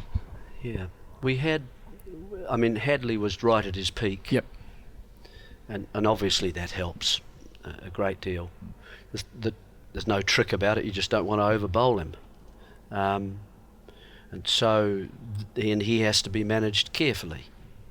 But the other players, I hope that's what's become clear. One of the things that I value highly is that you need all components in the team. You don't, which is more important, a loose shot and a brilliant catch? Is the catch more important than the bowler? Is it equal importance? Is it less than? And so on. Everybody actually helps and assists. Is diving to save a run to keep so-and-so on strike, and then he's bowled next ball. Those kinds of things. Doing your job in the covers. Saving. And so that it always is a bit of a team game, and it will always remain that way. You can't avoid that. And so players like a Bracewell emerging getting an 80 at Sydney. Players like Bock suddenly getting better, and suddenly we got a spin attack as well, and we've got a rounded attack. Always had Chatfield, always had Hadley there, of course, as spearhead. But we got openers who can save runs and score runs and last in the difficult parts. So we had become a very effective team, I guess, is the answer to the question about what's changed. We are playing. We're a hard team to beat. Yeah. So how do you then manage Hadley as a captain? Because he's, the reputation is something of a difficult personality. How do you? I think honestly is the answer. Making sure that you have meetings with him. I was lucky to have Glenn Turner. Actually, that's the first time we've really had. I don't know whether he was sort of a coach as well, and a manager. Yeah. They called him a manager, but Right. he was at the same time he was able to lead certain technicals, and he would talk to Richard as well. He was the one who helped him bowl to left-handers in particular, and getting in much closer so that he's dead in line. You've only got to do a cock hair and that sort of thing, and you're beating the outside edge, or you're getting an inside edge. If they push a bit too far at the ball thinking it's going across, you can get in between bat and pad. So I mean, he definitely helped, and he used to set where Richard wanted to have. There was a milk crate that we always used to have at training, and it would go a certain distance, much further than the umpires normally back, and Richard would always have the umpire back there when it was actually match day, and so he could get very close to the stumps and get it to go. His difficulty was get off the pitch, but he was such a top performer.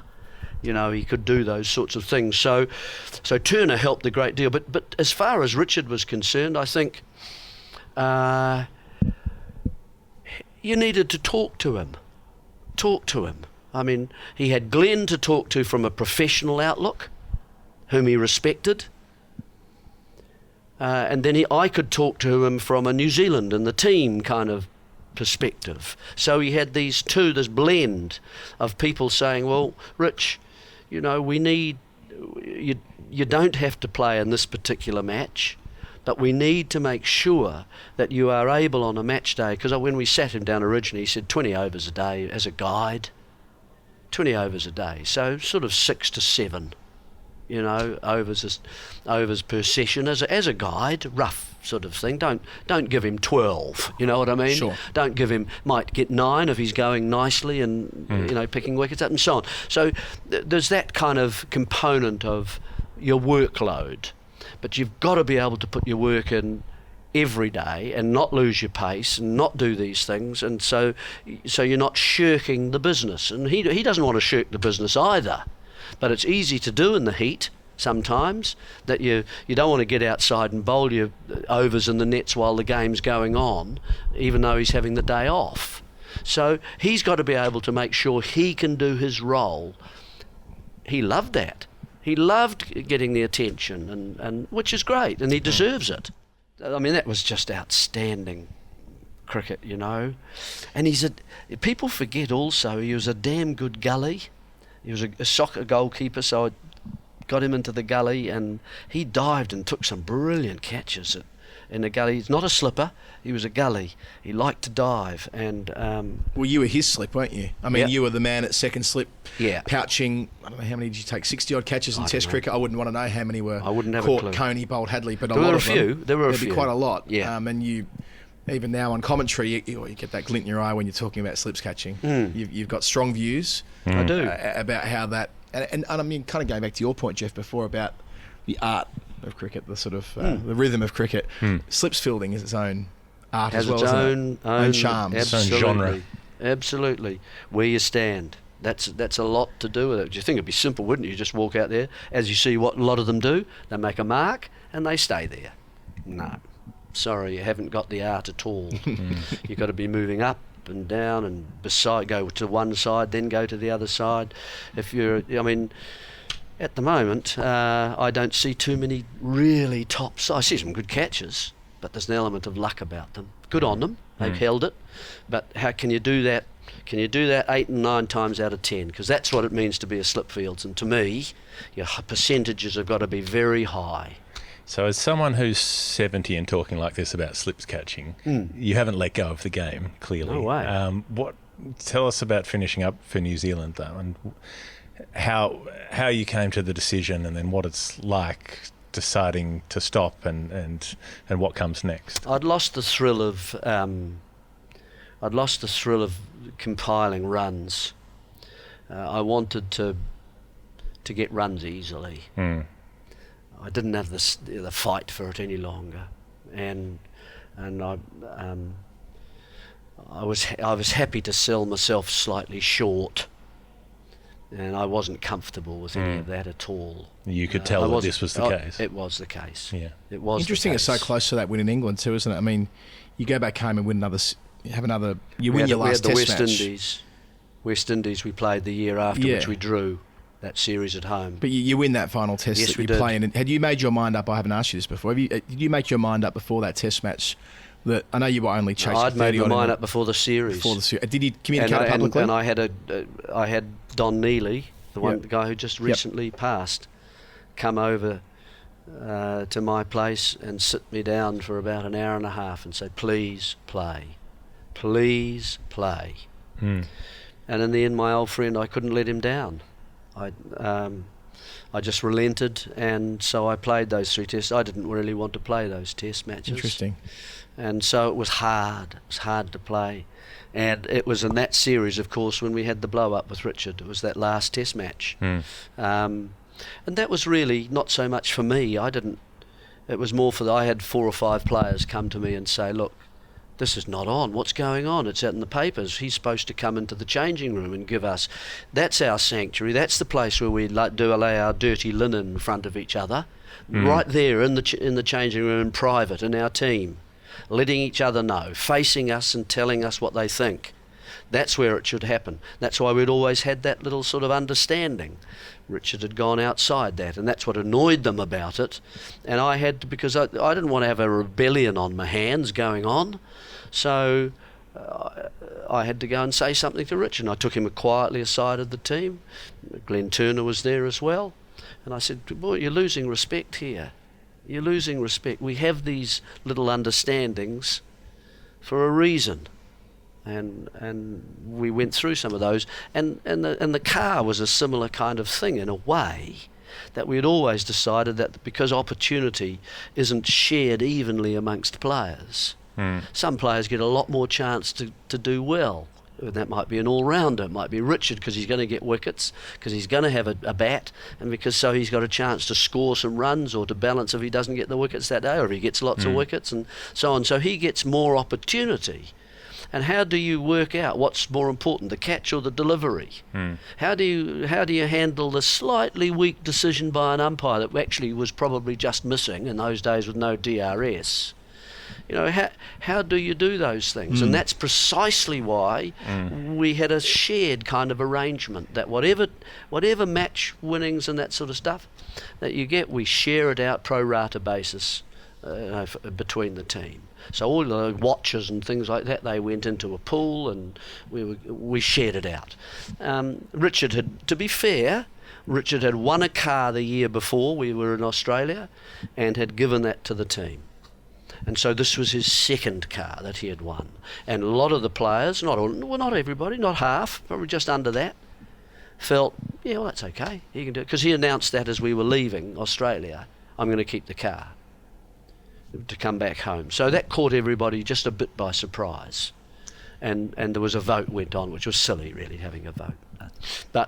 And then it carried off over in New Zealand, and he went public about it as well. And that was his general way to garner support for his view, and we just kept quiet. You couldn't go out, and then it would just make it worse if you went out and there was another view out in the public as well. And so I just said, just forget it, Philip, forget it. In a way, it's a shame that it sort of ends that way with that slight degree of acrimony. But from a cricketing perspective, I mean, I suppose you'd captained 15 times, you'd won 5, drawn 6. You said before about the first test was not, and you only lose 4, right? So you did not want to lose test matches as captain. Yeah. You built that stability, that that robustness in the dressing room. You're able to win important test matches, thus winning those series in Australia and in England. And you personally, I went through it yesterday, you played in 18 series and you averaged above 40 in half of them. So you're a pretty effective player, finishing with an average of 38 or 39 or something like that. So it wasn't as though you had the chance to decline, really. I mean, you wind up almost immediately after your team's at its peak, and you're going really well personally as a batter in the side, and not many cricketers get to choose their moment like that. No, I know it wasn't the ideal summer to do it with what was going on behind the scenes, but you got a lot right, and your timing was pretty good there too. Well, the timing really didn't come down to it. I mean, it wasn't as if I had made a decision, if this ever happens, I'll be doing that. It was more a question of how I felt. Yep. And they do say you kind of know, and I agree with that. Certainly that was my personal experience, that I just knew that I didn't have the heart to go out and bat for 6 or 7 hours again, which I knew that's when I played my best, and that I became more aggressive as the innings went on and so on. So, but I needed that drive to be able, and the pleasure to get that, and to bat with the tail, which included Richard. We had some very good partnerships in one-day games. He liked to be much more aggressive, so I could just knock it in one and sit and watch and hit. He could take the glory, which was absolutely fine for me. That's the way he played, and that was great. I played my way, he played his, knock it around, manipulate it. I was a manipulator, so I'd score off good balls. Other players got out to good balls. I'd hit it for one, and that was perhaps my strength, if there was one. It wasn't hitting boundaries. But I had Martin Crowe around me at the top, I had Richard down there, and I had Lance Cairns down there, and I had Ian Smith. They're all hitters. So it became very obvious to me what sort of my role would be batting with those players. Never dismissed in a successful one-day international chase, Jeremy Coney. I was thinking that before, Jeff. That's one you've brought up before. That's the way you bat. Never out.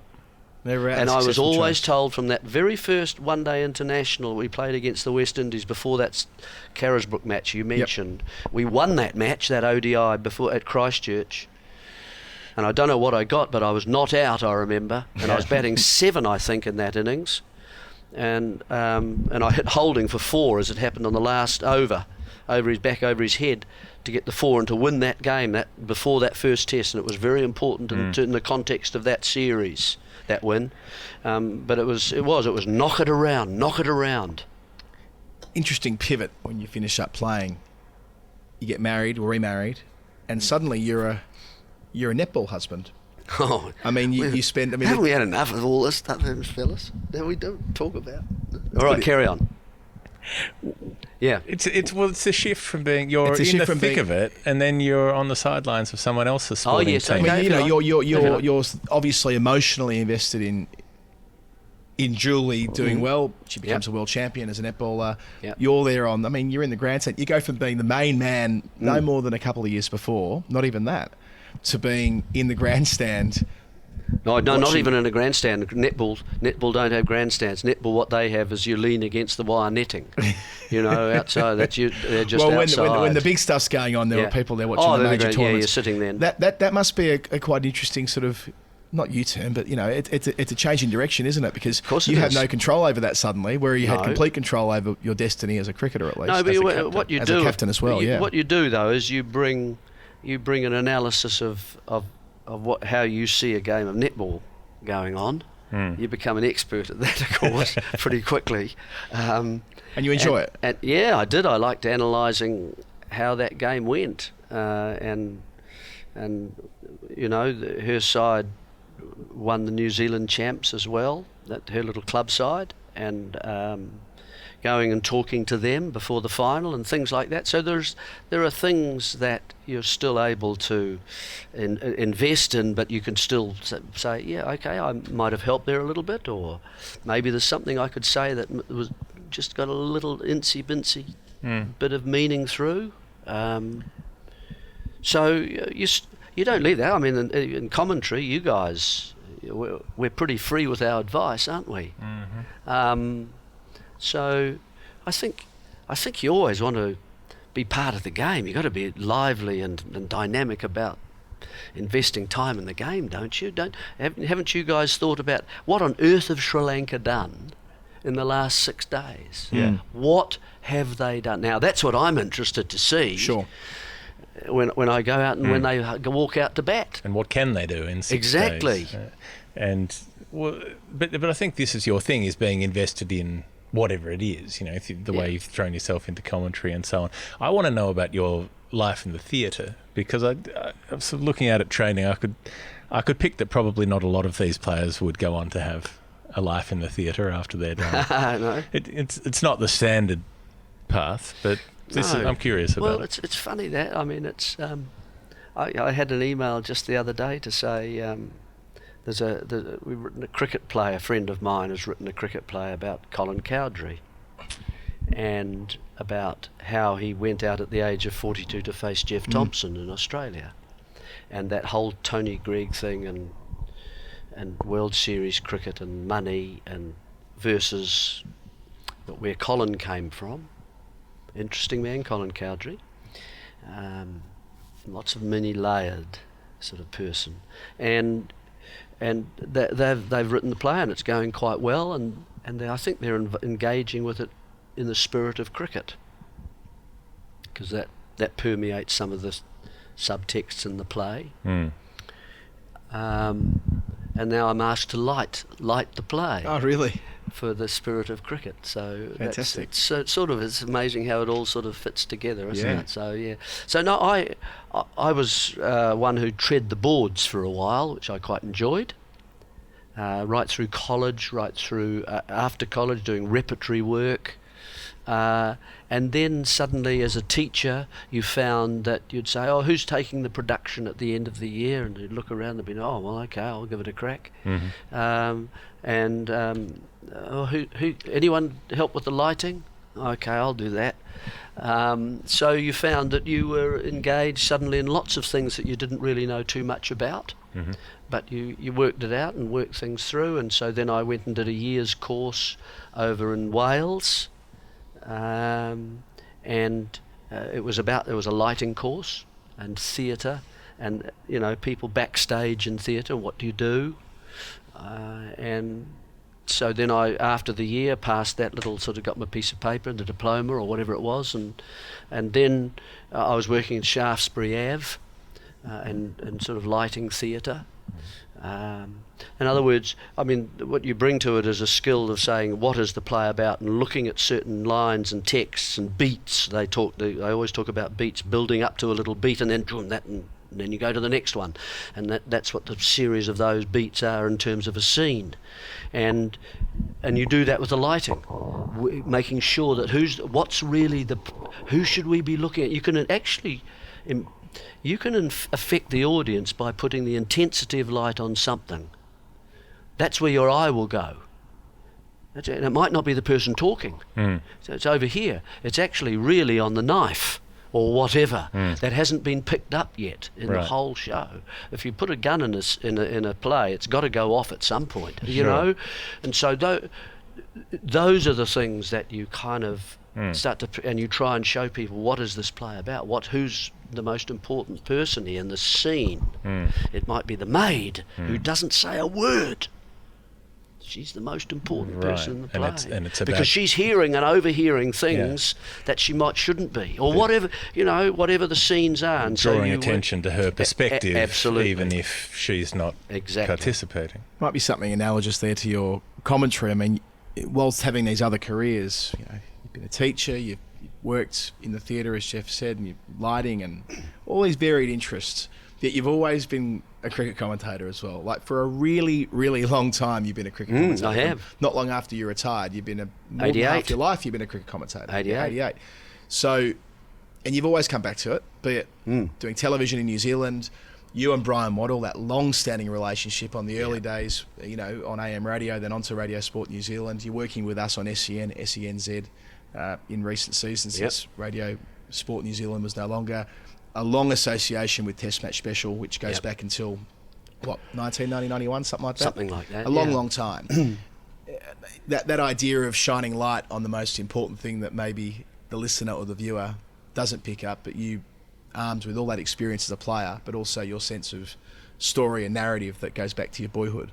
Do you think that might be contributing to your longevity, that there's always been something you can bring that others can't? Well, I guess because I've played for a start. But not just playing. A lot helps. of people have played then commentate. You do something else, don't you? I mean, Narrative certainly helps. Yeah.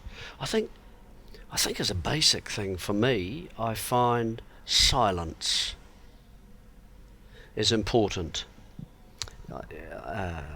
And what by that I mean, we rush things, in my opinion, a bit. A commentary for me should breathe, and Benno tended to do that to extremes at times in the telly, but nevertheless I think he left a legacy that nearly not many people are taking notice of. As far as TV commentary is concerned, they tend to want to fill the gap all the time, where I think actually even in radio silence brings them back. If you just keep talking, even if you're using your voice a little bit more, silence suddenly nails them, because they think, hell, is that on? I better just sort of check that, and that sort of thing. You know what I mean? And they've tuned in again, and then you can talk to them. So it's actually a kind of an art, I think, of using silence, restraint. Yeah, very effectively. Yeah. Pausing at times, even when you're about to, maybe the obvious places where you're about to get to your main point, but to use it halfway through a sentence and then stop, and then you carry on. Yeah. I think you've brought people back in at that point. It's certainly something I remember learning with public speaking and performance, that if you're on stage and you are saying nothing for half a second, it feels like an eternity. Oh, it does. You panic. As soon as you're not speaking, your brain is screaming at you, just keep talking, keep talking. And it takes a huge amount of practice and control to be able to breathe in that moment and stop, and look 5 at them seconds in the eye, of silence. look them round. Yes. That's absolutely. But if you're in the theatre of audience, and someone is confidently silent, you're drawn to them, you're pulled to them. That's when they're holding you in the palm of their hand. Absolutely. interesting. I think there is a bit of a move back to that in television. I mean, not everywhere. I was watching the BCCI coverage of the Test match at Edgbaston yesterday, and there's no room for silence there because there's a commercial played in every bit of spare territory. But I reckon with other broadcasts, they are getting drawn back to what you're describing there, some around the world anyway, because there is that tradition of where filling the space doesn't add to it. Different with radio, it's harder with radio. Of course it is. The nature of radio, you have to keep filling in the picture. But TV, I think that maybe what you're saying there is going to go back into fashion. But the background sound is there on radio, and so much of sitting at the cricket and watching the cricket is hearing nothing but the burble of the crowd. You know, so in some ways it's bringing the live experience to the listener or to the viewer. And what we're seeing. You know, a description of what we're seeing too is something to think about. You know, I often think, now how am I going to describe that old fort to people? How can we do that? How will they see just there, the Gould Cricket Club, the old Gould Cricket Club over there? You know, and just how are we going to convey what it is actually like? I think that's a good. Don't you find that a test? Yep. Don't you find that sort of? I find that interesting too. How am I going to do that? And it's nice because you're painting with a different canvas every time. I mean, if you're doing, let's say, tennis, broadly speaking, your surrounds are as they are. You can copy and paste them from around the world. But cricket, Test cricket, does give you that flex. Yeah. How do we describe Nathan Lyon, the way he walks in? Runs in. Does he accelerate at a point? Does he look as if he's dropped a bit of money on the ground? He's having a little look at that and sort of picking up a 10. Do you know what I mean? Yeah. I mean, all that, different bowlers. What's their hair doing? You know, Nathan Lyon's not much. No, exactly. No, that's true. But do you know what I mean? The way that Pat Cummins walks, slightly like a farmer. Yeah. Is there a dog behind him? Oh, yes, there it is. Yeah. Invisible dog. He's just called it over. He always looks to me Yeah. like he's just got off a horse. But He there you looks a are. little bit Exactly. ginger, a little bit tender. Okay, well, then You you know. see, those sorts of things, I Yeah. think, are lovely ways to describe things. The good commentators, I think, really have that nailed, you know? So you still find it fun to come in and sit down and Well, talk? of course. Yeah. If I didn't find it fun, I wouldn't do it. Yeah. Yeah, I mean, life isn't, life isn't to be just sort of meandered through like that. You've got to be feeling strongly about things, don't you? Don't What- you? what You is- guys enjoy it. Of course. It's the best. Absolutely you what, do. What is life? What does it look like for you now? Do you spend half the year in New Zealand? Is that roughly how it breaks up, yeah, and it half is. in England? Yeah. And then you're down at the winery when you go back to New When Zealand? I go down, there's some sort of practical stuff that I like to do. And I've kind of moved away from sort of the university sort of thing. I nearly started to go to Oxford and do a PhD in Shakespeare, but I thought, look, I can't do it. I can't. It's not me. I don't want to be spending all my life in a Carol in a dusty sort of library and getting certain letters or whatever after my name. It doesn't mean much to me. Well, there's more enjoyment in reading it and watching it being performed than in studying it, isn't there? Exactly. So, no, I don't know. At the moment, commentary is sort of fulfilling for me. And I still get some, a little bit of talking here and there, and still do a little bit of cricket here and there, and I still do a little bit of teaching here and there. So, I mean, I've got a range of things that I do. And you're still with your brother a fair bit, working with him. Is on that the Bay of Plenty where he is? He's in Martinborough, which is just north of Wellington. Right. Yeah, just north of Wellington, and he's got about 22 acres or something like that in a winery. He has the winery and the actual viticulture, so he grows the grapes, but he also makes the wine as well. At his most places just are viticultural, and then all the grapes are taken away somewhere else where the wine is made. He does both on the same, and his wife does all the restaurant and things like that there as well. And the excitement of having kids at the other end of your grandkids other now. End of your, grandkids, but also young, Well, relatively you watch young out for the name children. Jones, because I mean it's a fairly common name for a start. But you watch the name Jones. There are a couple of little kids who are very good cricketers. Right. Very good cricketers. Where are we looking? Which part of New Zealand are they Auckland. in? Auckland, right? They're in Auckland. Okay. Tom Jones, actually. Oh, very good. All It's the not better. unusual. Yeah. And having younger children in the UK. So I mean, it must be tough, obviously, in COVID, not being able to travel for all that time. But now that you are in the UK for much of the Let's year, hope the rental's there. working, yes, the rental car that we've got lined up at the other end. By the time this goes to air, you might be able to listen to this. Oh, yeah. While in the car with your kids driving out to Wales for your family holiday. Yeah, well, that'll be great, and we'll have a great time there on the beach. Hope so. I've got to get them a couple of sarongs to take over to them, so they can learn how to tie them 10 ways or something like that. It must be a very different experience doing it sort of far down the track. I mean, having grandkids as well as having young kids and having that's all ahead of you two. How old are your kids now? My first children, Sarah's now 50, and Ben would be 47. And the next? The next ones are 12 and 9. Wow. Brilliant, absolutely brilliant. So it keeps you young in a way. Yeah. Still, I mean, the older ones have become mates sort of now, really. Yeah, as well. They tell me what to do. I don't necessarily listen to it all, but they've got plenty of suggestions. And then there's the younger ones. So teaching them, I think we'll get into tents this time on how do you light a fire, proper fire, not with a fire lighter, but actually getting some brush and some things like that. When I was 9, I just had my parents trying to stop me lighting fires. I know.